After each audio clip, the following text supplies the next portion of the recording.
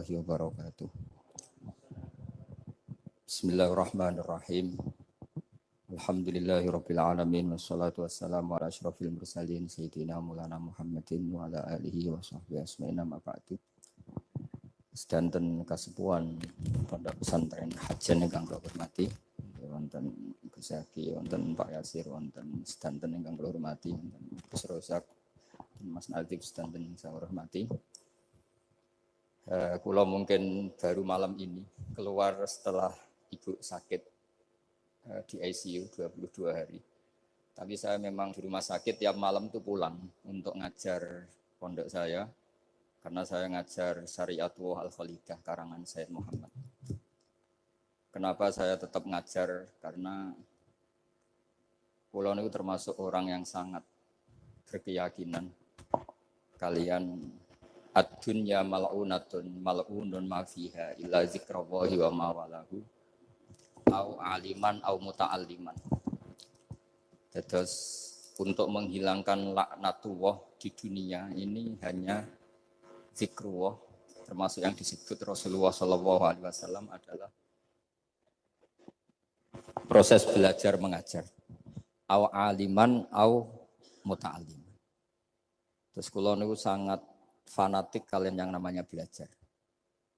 Karena niku sing kula anggap engkang ngilangi adab, ngilangi laknat. Kula beberapa kali terdikte oleh baca. Misalnya baca sistem geologi bumi. Niku zaman wonten likuifaksi teng Palu. Itu beberapa ahli geologi tanya saya, Pak Bahak, apa ada pembenarannya dalam Quran? Terus saya bilang, sampean baca ayat ini dengan kamus bahasa Arab yang dikarang orang sekuler. Atau bila perlu yang dikarang orang Kristen. Biar kamu tidak nganggep saya ini nyari pembenaran. Selama ini alhamdulillah kadang kamus Munjid itu terkenalnya itu dikarang orang non-muslim. Tapi kadang itu ada hikmahnya. Hikmahnya adalah, tapi saya bukan berarti menganjurkan belajar Munjid. Ini ada hikmahnya adalah, madatul kalimah itu dimaknai secara benar menurut objektivitas ilmu. Singkat cerita tak suruh nyari makna maro yamuru mauron. Jadi Allah ngendikan teng surat Tabarok, apa kamu merasa aman? Merasa aman setiap saat man fis sama ayyakhsifa bikumul ardo fa idza hiya tamur. Allah zat yang menguasai langit setiap saat bisa saja melumerkan bumi ini. Jadi melumerkan itu ya bahasa Arabnya tamur itu. Jadi Allah sudah mengingatkan bahwa potensi bumi ini memang likuifaksi karena di bawah ada magma, ada air, ada macam-macam. Kemudian potensi bumi ini juga dihantam oleh benda-benda langit. Sehingga Allah ngendikan innallaha yumsikus samawati wal ardo an tazula wala in zalata in amsakahuma min ahadim min ba'di. Jadi setiap saat mungkin meteor itu menghantam bumi, setiap saat mungkin Mars yang menghantam bumi. Sehingga kalau kita belajarnya itu geologi atau sistem galaksi, itu ketakutan kita ya pada likuifaksi, pada meteor yang jatuh, pada apa. Tapi kalau misalnya kita baca yang su'ul khotimah, ketakutan kita ya akan su'ul khotimah. Tapi terus kalau lihat berita TV corona, ya takutnya akan corona. Tapi setelah distatistikkan, misalnya belajar orang yang mati karena ngelindur, itu ya terus takut tidur, karena yang mati karena ngelindur itu juga banyak.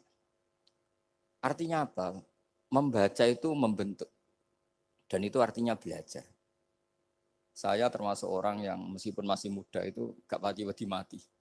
Ini yang membedakan saya dengan Gus Nadif PD saya kalau masalah ngadepi mati. Karena bukan berarti saya mesti soleh, mesti husnul khotimah, ya enggak. Ada istilah mati yang menyenangkan dalam diri manusia, yaitu Nabi ngendikan Allahumma ahyini maka natil hayatu khairan li wa tawaffani maka natil wafatu khairan li. Sebagian doa Allah maj'alil hayata ziyadatan li fi kulli khairin wal mauta rohatan li min kulli syarrin. Jadi mati itu akhir dari maksiat saya atau akhir dari potensi maksiat saya.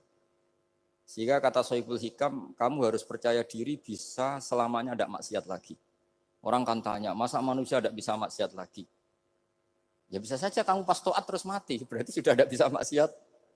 Jadi ulama itu melihat mati itu akhir dari segala maksiat atau potensi maksiat. Di sini hebatnya lagi-lagi GNU. Wong fasik gendho kayak apa kalau mati saya nggih. Tombone menang kabeh, saya nggih menang kabeh. Sesuai kiai ini saya nih pun mboten saged maling, mboten saged korupsi. Oh nggih saya ini. Itu satu ilmu yang luar biasa. Meskipun ya tentu agak ngawur. Tapi itu bagus. Secara ilmu bagus karena al-maut adalah rohatun min kulli syarr. Lagi-lagi yang menyelamatkan itu illa aliman au muta'alliman. Proses belajar mengajar. Saya baca banyak tentang halal haram dalam kitab Imam Ghazali itu, tak ulang berkali-kali. Saya itu dulu ya gak paham, karena kitab paling susah di bab Imam Ghazali itu menurut saya kitabul halal wal haram. Termasuk bagaimana cara ngelola amwalus salatin yang terkenal korup, sementara menyumbang kamu sebagai jaizah, sebagai hadiah untuk para kiai atau untuk para guru. Itu perdebatannya ulama itu macam-macam. Ada yang bilang haram karena itu potensi haram atau memang benar-benar haram. Ada yang bilang boleh. Karena kalau yang pakai kamu untuk kebaikan, kali dipakai mereka ruwet. Kebetulan yang partai ini lebih besar Mas Nadif. Ya alhamdulillah. Terus dikiaskan sama ghanimah. Lagi-lagi karena baca, saya itu pernah ditanya seorang dosen di Jogja. Gus, saya ini muslim mulai kecil dan saya peneliti, saya pernah sekolah di mana-mana. Yang ganjil dari saya tentang Islam itu satu, yaitu ghanimah. Kok kayak Islam tuh rampok gitu ya, perang sudah, orang kafir tuh kalah, hartanya diambil gini-gini. Ya ghanimah. Terus saya memberi analogi, kalau ada garong ke kamu, bawa senpi, bawa pedang, terus kamu mengalahkan garong itu, alat-alat itu kamu kembalikan apa kamu sita? Ya saya sita, nanti dipakai garong lagi. Ya kira-kira seperti itu. Kalau dikembalikan ke orang kafir berarti menjadi kekuatan kekafiran lagi. Dan itu harbi. Dia baru nerima. Lagi-lagi ini barokahnya baca. Makanya saya diminta sama sini, ya saya tentu faktor hormat. Karena bapak saya memang dulu ngaji sama Badullah. Mbah saya itu terkenal wali, yang bapaknya bapak. Itu kalau kesini nyifati Badullah satu. Nur isido mondok gini, itu enggak apa-apa.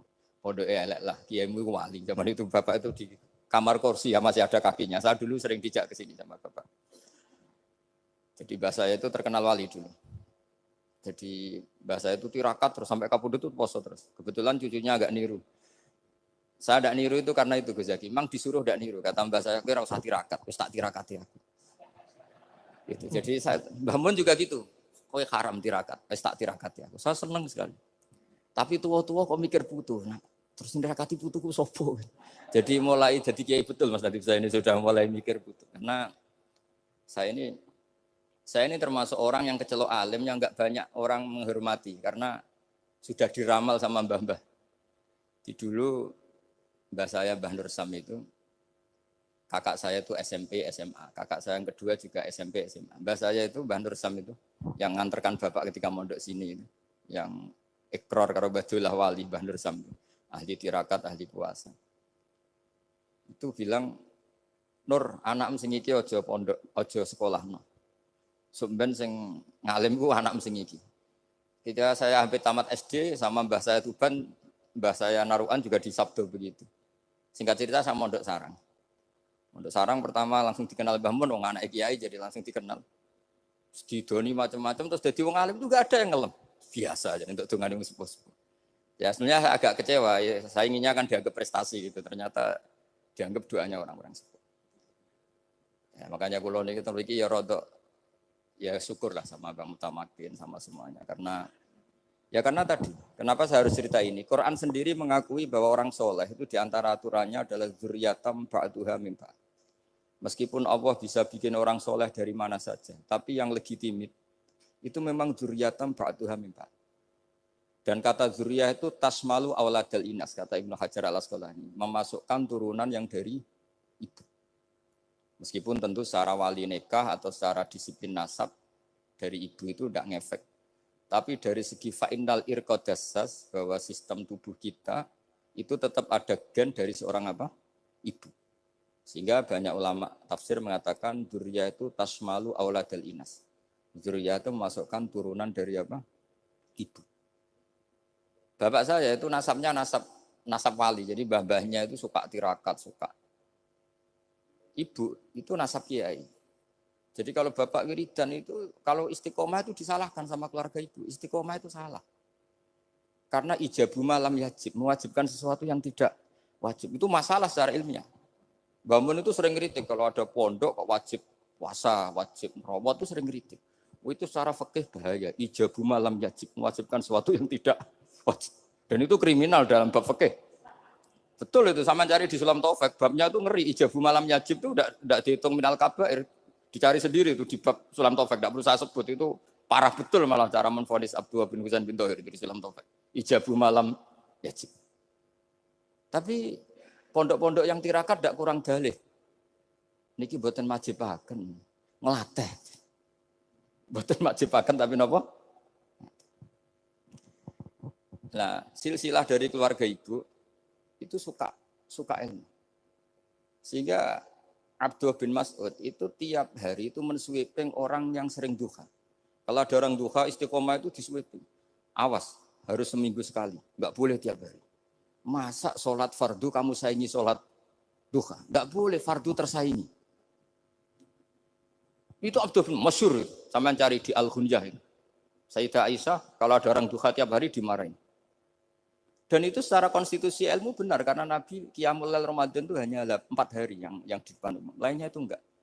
Khasyata ayyufrodo alaihim kalau dalam sahih takut dianggap fardu. Akhirnya istiqomah itu masalah di keluarga saya yang dari ibu. Nah kebetulan kita ini suka ada istiqomah akhirnya ya seperti ini. Tapi ini ilmu harus kita bicarakan. Tapi yang istiqomah Bapak itu pengagum Badulah. Bapak itu suka sama istiqomah. Karena punya guru dulu Ki Zubedi istiqomah, Badulah istiqomah. Tapi jangan kira Badulah itu hanya istiqomah. Saya punya sanad banyak. Mungkin Gus Zaki lebih tahu. Sering saya diceritakan Bapak. Badulah itu nak ambek wong fasih nemen-nemen itu ya rapati cocok. Senajan to majibno fasih. Tak takoki iki ngopo. Engko nek ke fasihan darani wong awam untuk ganjaran. Mergo macane Quran gak fasih. Padahal untuk ganjaran mergo seneng Quran. Jadi terus tak takoki Bapak, niku saged damel syarat mboten? Ya ora kena, pokoke ngono. Jadi go ngekrori. Artinya beliau ndak ingin lah gara-gara kita terlalu pakem tajwid kemudian menganggap siapa saja baca Quran salah kemudian tidak dapat pahala. Bisa saja hamalahum ala ayaqraul Qur'ana apa mahabbatuhum wa iskuhum wa kada wa kada. Jadi akhirnya saya jadi tahu. Oke, secara makhraj salah, tapi iseknya benar, mahabbahnya benar, brontonya benar. Jadi sebetulnya Badulah itu punya sekian makalah tentang ilmu. Hikam juga gitu. Nur nak cah santri ngaji ihya itu jauh oleh. Tapi nak ngaji hikam mojo. Maksudnya beliau entah kalau setelah itu Badulah itu melarang siapa saja santri ngaji hikam itu dilarangnya ada kelas tertentu untuk boleh ngaji hikam. Nah kenapa saya cerita ini? Karena saya masih ingat betul di antara wasiatnya Mbah Mun itu. Pirroh sebab apa Fatihah kok ihdinas siratal mustaqim bukan siratoka tapi siratal ladzina an'amta alaihim. Dawe Mbah Mun fa inna Allaha ta'ala la ya'kul wa la yashrab wa la yanqih wa la kadza wa kadza. Allah itu enggak makan, enggak minum, enggak tidur. Sehingga kita enggak bisa niru Allah. Tapi yang makan tidur itu manusia. Sehingga kalau ingin dekat Allah ya niru siratal ladzina bukan siratoka. Kita cara tidur niru Kanjeng Nabi, niru ulama, cara makan, cara minum, niru Allah tidak bisa. Makanya bukan ihdinas siratal mustaqim siratoka tapi siratal ladzina an'amta. Maka dalam beragama itu butuh master, butuh panutan. Ya tentu Mbah Mun oleh ngendikan pakai luwet orang-orang kuno. Cara Mbah Mun pakai cantolan. Maka saya punya makalah banyak dari Bapak, dari Mbah Mun, dari Mbah Zubair, dari sampai saya itu hafal sanad sampai Rasulullah SAW. Karena yang bisa mengawal ilmu itu sanad. Termasuk saya di sini bawa kitab Ar-Risalah Al-Qusairiyah. Nanti saya baca beberapa panutan kita. Di sini ada Abdul Qasim Al-Junaidi, ada Abu Yazid Al-Bustami, ada banyak ulama yang ditulis Ar-Risalah Al-Qusairiyah. Dan itu yang membentuk Imam Ghazali, kitab Ar-Risalah Al-Qusairiyah. Tapi sekarang kita ini tidak belajar lagi tentang tasawuf. Tasawuf itu Abdul Qasim Al-Junaidi jadi wali itu bukan wiridannya terlalu banyak. Enggak.